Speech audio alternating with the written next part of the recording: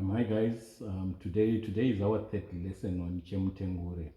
Now, the Chemutengure is played, that rhythm, you can play it from the Nemam Sasa note. This is the Nemam Sasa note, or what we're doing, we're playing the song starting from this Karigamombe note. Now, I wanted to clarify that, so you may come across other people and they say let's play Chemutengure, you start from there and they start from there, and there's a bit of confusion. You can play it from this Nemam Sasa note, you can play it from the Karigamombe note, and once you see that it's the same rhythm, you could also even play it from the Bangiza note. If you have a Mugove Mbira, you could also play Chemutengure, from the Marenje note. But sometimes what is important in the learning of Mbira, and this is true of me, and I've also shared with many other people. Sometimes we are motivated by a very specific rendition of the song. That if you say I want to learn Chemutengure, it's not just Chemutengure, but a certain performance, a certain rendition of Chemutengure that was done by someone. And for me, that is true. I have listened a lot to Thomas Mapfumo's music, and one of the albums that is rich in Mbira is his Live at El Rey song. And Thomas Mapfumo performed Chemutengure for some 15 minutes. There were two Mbiras played by Bezel and his brother Bezel and Ngoni Makombe. And there was a bass guitar played by the late Alan Amitai Mwale. And so when I learned Chemutengure, I learned it initially from other people. But when I finally met Bezel, that was something that was really important to me, and I wanted him to teach me how he played Chemutengure and other songs on that album at Live at El Rey, and so he did. Now, I'm going to show you how Bezel played that part. In fact, the person who was playing the Kushaura part was Ngoni, Bezel's brother. But of course, both of them played, knew how to play the parts. So what we've been playing is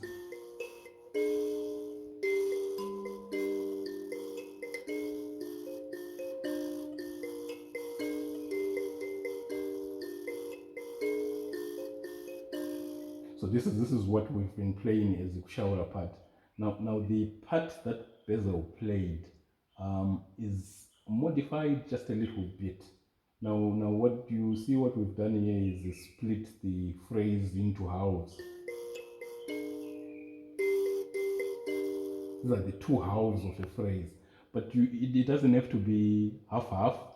It can be one. The first part can be a little shorter or a little longer, and the second part can be a little shorter or a little longer, as long as you end up with the complete phrase.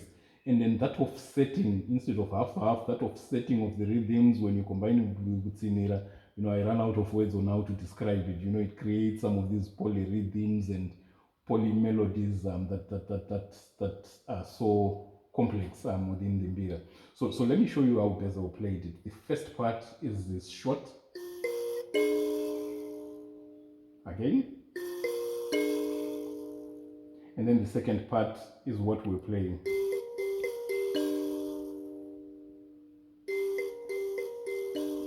So it's alternating. The second part is all alternating. So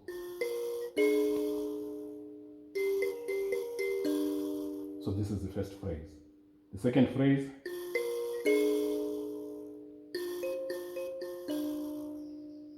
Now, timing is very important for this particular version, but I'm doing it slowly so that you see the notes.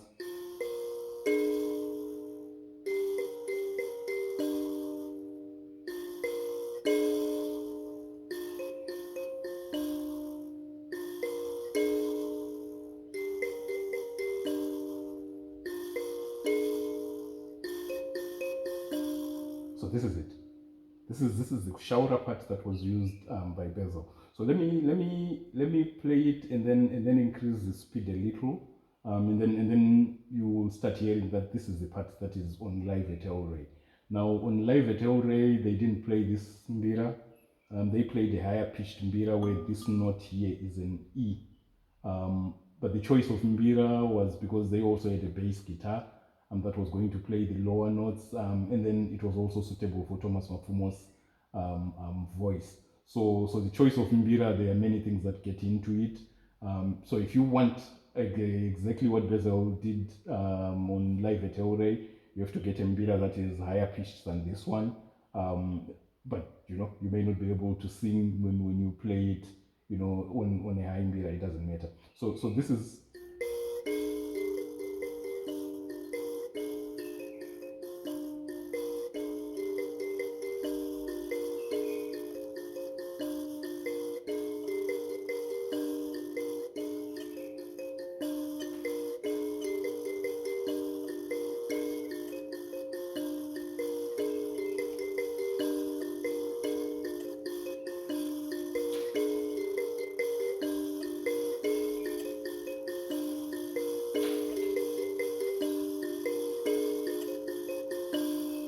So this is the basic Kushaura part from Live at El Rey, Thomas Mapfumo.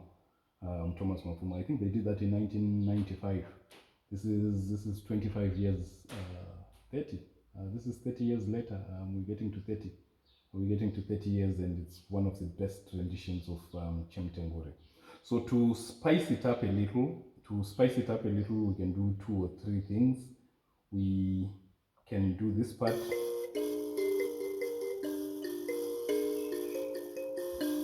But then we can also do a part that starts at L1. So one way of thinking of it is we were doing, so you could go.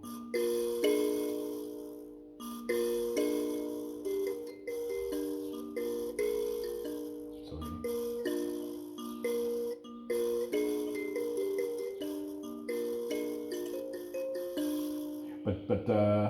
But what is easier to do is you go.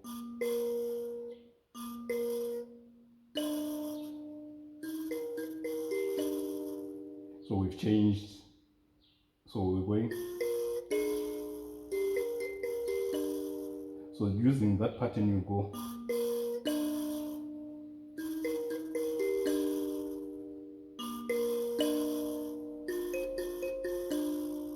So.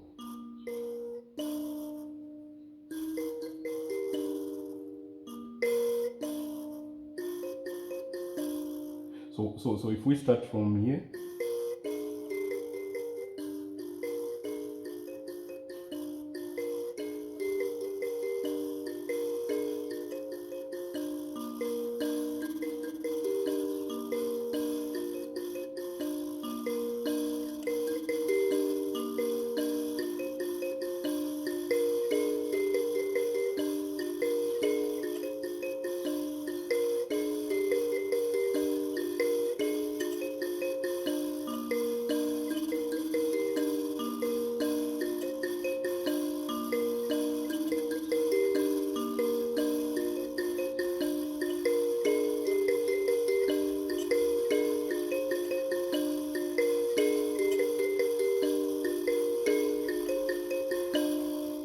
So we've got a second part to spice up this Kushaura.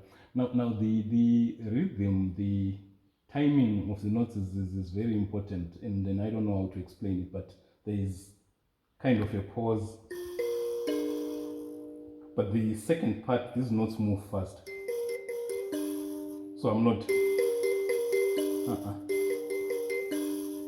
And then there's sort of a pause, and then.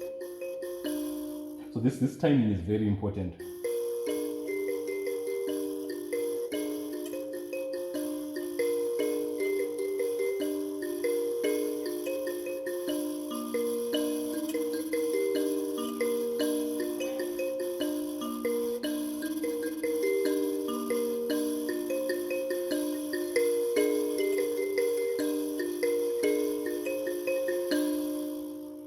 So these are 2 parts of the proper or the Thomas Mapfumo way of playing Chemutengure.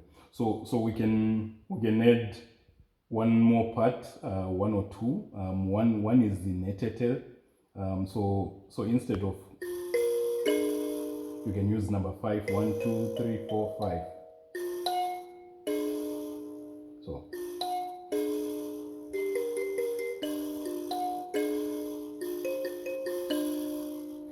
but we, you see the way we're playing this note, this 0 and number 3. You can play this number 1 and number 5. So you would go. So I'm playing.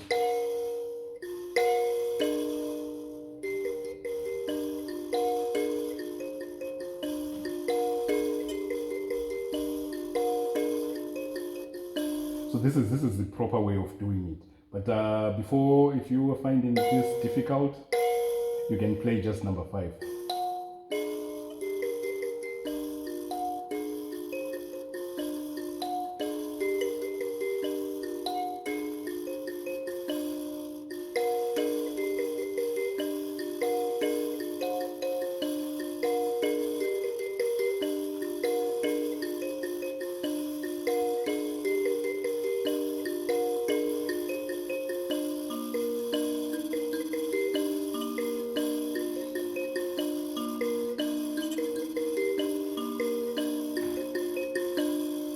And then the last part we already showed you.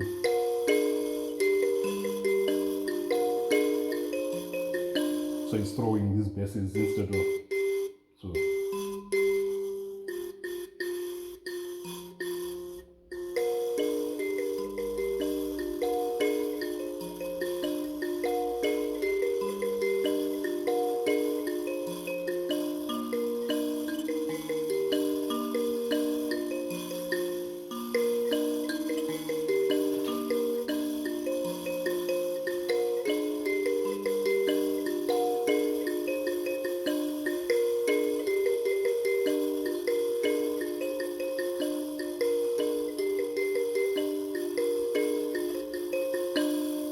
So this is it. This is how Chemutengure was played on live at El Rey. It is also the way Bezel did the Kushaura, I think, on the version that is on Sweet Chimurenga. They did a different Kushaura, slightly different on Manunge Tunge and I think one other album. But at least for live at El Rey, this is one way. And sometimes it is important just to try and learn how it was played by a master. So this is what I've taught today. I think for today, that's sufficient. In the next lessons, we get into the complementing parts, the good parts. Thank you.